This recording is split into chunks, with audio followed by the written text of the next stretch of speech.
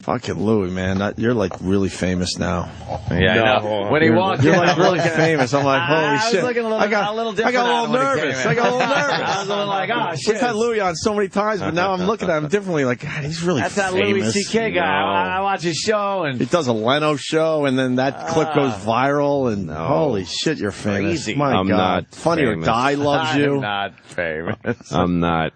You're really famous. You're pretty fucking famous there, Holy Louis. shit, well, you're famous. Yeah, don't worry. We won't jinx it for you, but yeah. You got I'm surprised you're even here. You're that famous. You're not supposed to do the show anymore. You're that famous. It's so funny how people don't ever see the cycle coming. You know what I mean? Oh, the up and down? Yeah. I mean, I see it. I see it already. I already see the horizon. Do you see the horizon? Yeah. Do you see the dip? Yeah, the not sun rising on the horizon. I already see it. Louis, I saw you at Carnegie Hall. I didn't want to bother you after the show. Oh, yeah. Fucking standing ovation. And that was pretty fun, man. But it's just you dressed like shit and a stool getting a standing ovation. I'm like, shouldn't there be an orchestra or something to get a standing ovation? Yes. No, I'm wearing the same right now, the same clothes I wore. Yeah, you didn't dress up for Carnegie Hall. No, I Why pulled would this you? shit on to be on the radio. I wore the same thing for Carnegie Hall.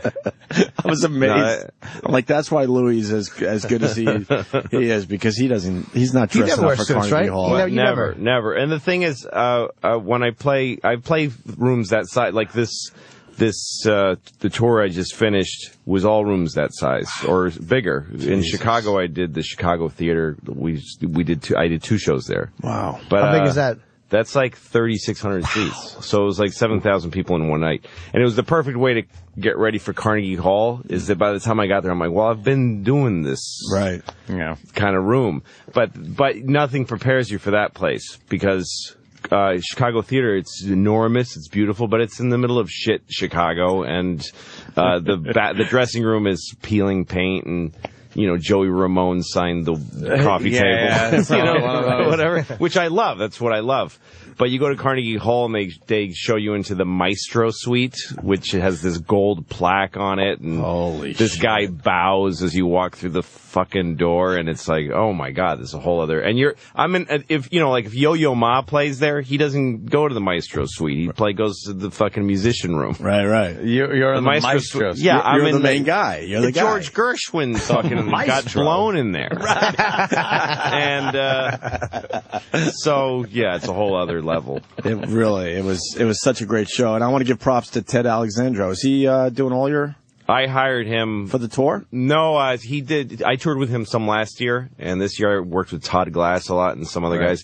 But I saw Ted. I just want to give him props. He's a funny dude, man. He didn't know. I hired him the day before to do Carnegie. Yeah, what an asshole! I know. What an asshole! I couldn't decide who to open for me, and I figured I can get anybody. But then I got close, and I'm like, no, folks aren't really actually available. Right. And I wrote Ted. I love Ted. I just couldn't decide. And then I wrote him the day before and said, I need you at 8:00 tomorrow at 57th Street and 6th Avenue. That's all I said to him. And he looked it up. I'm playing the coffee shop? Yeah. Exactly. Well, he's really, it was funny because he just wrote back, okay. And that was it. Like, he knew what it was. He just went, okay. Yeah. Okay. Yeah. And he's shitting his pants as he's writing okay. But he wore a suit. And his dad came. It was great to have that Ted got there. Did you feel bad not having a suit? I wear that sometimes, and I'm like, it doesn't feel right. But you just do it because you think I'm supposed to. You feel obligated. Well, I want to wear suits. I wish I could wear a suit. Like the image in my head of being on stage in a suit and tie. That's really cool. That's class. Yeah, that's class. It's all class. But then when I wear one, I feel just weird, and my shirt starts coming out of my pants, and I don't wear a T-shirt under it. Like, I don't wear a tie. I can't wear a tie. It's too fucking restrictive. Yeah. Honestly, it works for Lou. It really. Just works. I wish I could dress up. I just don't. I don't pull it off, and I wish I did. I think your act and your personality is more conducive to just casual wear. Yeah, last time I did the Tonight Show, I brought a suit and tie, and I put it on. It said, fuck this. And then the last second, wow, really? I was like fucking, what's his name, in Cold Blood, pulling off my, having to pee before I get hung. I ripped everything off and ran out. Good for you. Yeah, man. I can't do it. First time I did Letterman, I wore a suit.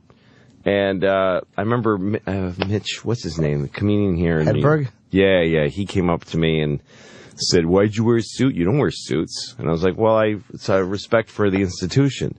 To me, doing Letterman was like graduating from something. Yeah. And he's like, "That's phony. If I did Letterman, I wear sneakers and jeans." I'm like, "Well, go ahead. I don't know. I wanted to wear a suit." It's like, "Well, this isn't you." And I'm like, "Well," and then he did Letterman. He wore a fucking suit. He did. Yeah.